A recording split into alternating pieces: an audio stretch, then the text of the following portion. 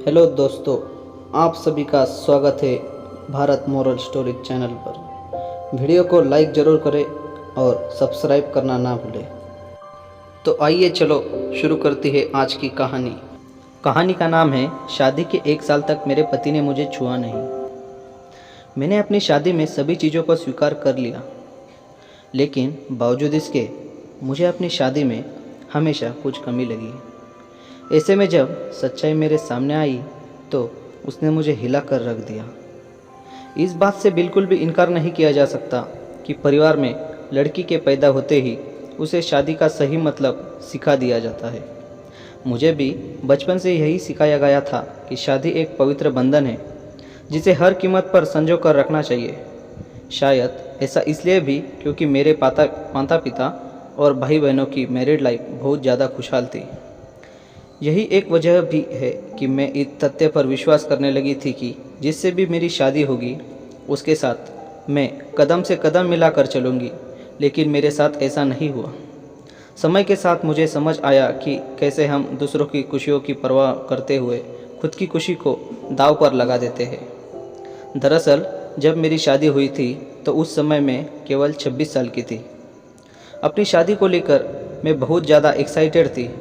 ऐसा इसलिए क्योंकि मुझे यकीन था कि मेरे माता पिता की तरह मेरा वैवाहिक जीवन भी काफ़ी अच्छा होगा।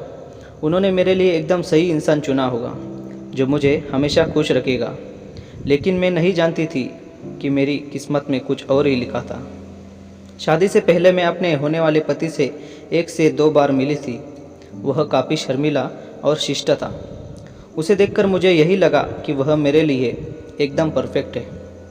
मैं अपने फैसले के काफ़ी ज़्यादा संतुष्ट थी। मेरे पिता ने भी मेरी शादी बहुत अच्छे से की थी, लेकिन शादी की पहली रात मेरे साथ कुछ ऐसा हुआ जिसने मेरी ज़िंदगी को बुरी तरह से हिला कर रख दिया। सभी जानते हैं कि शादी की रात कितने मायने रखती है। इस अनुभव को यादगार बनाने के लिए मैंने खुद को तैयार कर रखा था। मेरे पति अंदर आए बैठे और मुश्किल से कुछ मिनट ही मुझसे बात की। उन्होंने यह कहकर बात ख़त्म कर दी कि वह थक गए हैं। मैंने भी यही सोचा कि शादी की रस्मों के कारण थकान हो गई होगी, इसलिए मैंने भी इस बात पर ज़्यादा रिएक्ट नहीं किया। मेरे शादी को 1 सप्ताह बीत चुका था और मेरे पति ने मुझे अब तक छुआ तक नहीं था। मुझे कुछ अजीब सा लग रहा था, लेकिन मैं अपनी तरफ से पहल नहीं करना चाहती थी। ऐसा क्योंकि मैं भी बहुत शर्मीले स्वभाव की हूँ।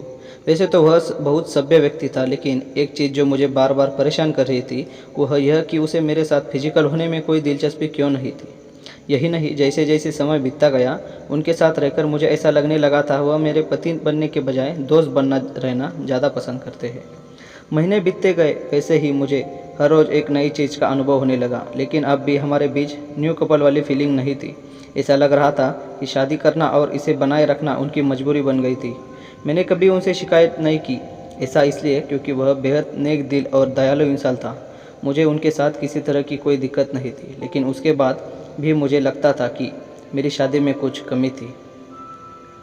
हमारी शादी को 1 साल बीत गया और हमारे बीच छोटी सी बात को लेकर झगड़ा हो गया, जो वास्तव में गंभीर लड़ाई में बदल गया।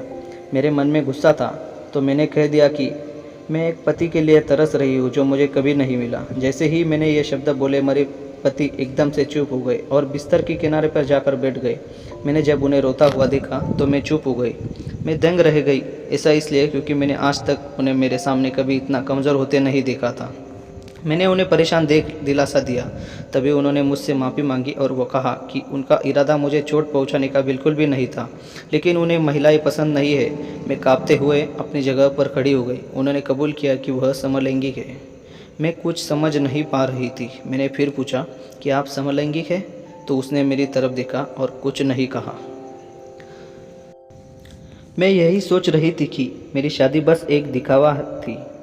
मैं बिस्तर पर चुपचाप लेट गई और हकीकत से भागने के लिए सोने की कोशिश करने लगी। लेकिन मैं अच्छे से जानती थी कि यह सपना नहीं है।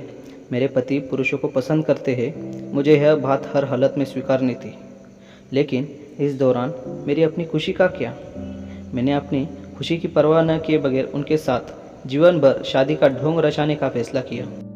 हालांकि मुझे धोखा देने के लिए उन्होंने मुझसे माफ़ी मांगी। उन्होंने कहा वह सब कुछ मुझे बताना चाहते थे, लेकिन उन्हें लगा कि वैवाहिक जीवन में व्यस्त होने के बाद शायद वह बदल जाएंगे। लेकिन ऐसा नहीं हुआ। हमने फैसला किया कि अब ऐसा नहीं चल सकता। हमें किसी न किसी निष्कर्ष पर तो पहुंचना ही था।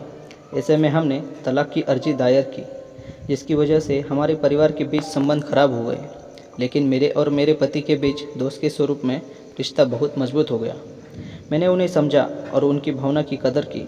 वह चाहते थे कि मुझे ऐसा व्यक्ति मिले जिसके साथ मैं हमेशा खुश रहूं। हमारा यह कदम उन बंधनों से मुक्त करने के लिए ज़रूरी था जो हमें दुखी और अधूरा शादी में जोड़ने रखने चाहते थे। लेकिन मुझे खुशी है कि हमने समाज की परवाह नहीं की, बल्कि अपनी खुशी के बारे में सोचा। सच कहूँ तो आज मैं बेहद खुश हूँ। दोस्तों, अगर आपको ये कहानी पसंद आई हो तो वीडियो को लाइक ज़रूर कीजिएगा। धन्यवाद।